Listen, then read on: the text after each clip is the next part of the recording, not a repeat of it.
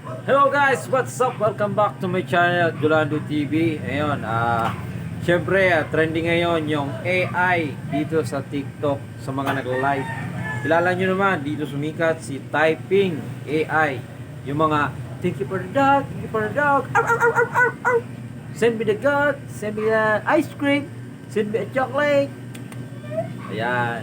So, parang napag-isip-isip natin na gayahin na rin kaya natin. Sa tingin nyo? Parang bago. Yeah.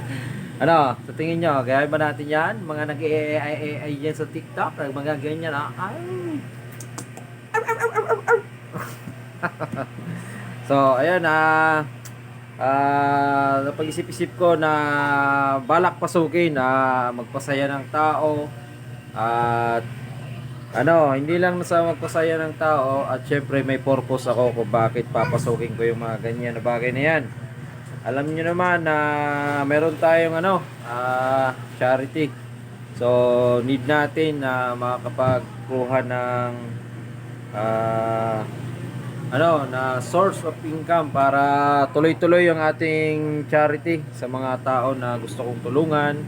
Siyempre, hindi pa naman tayo monetize sa YouTube pero ginagawa natin yung lahat para makatulong sa tao. Pero hindi tayo makakatulong kung wala ngang ganito.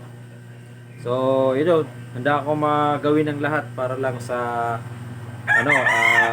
makatulong dito sa kababayan natin, dito sa mga kabarangay natin, kung saan-saan pa na pwede nating matulungan.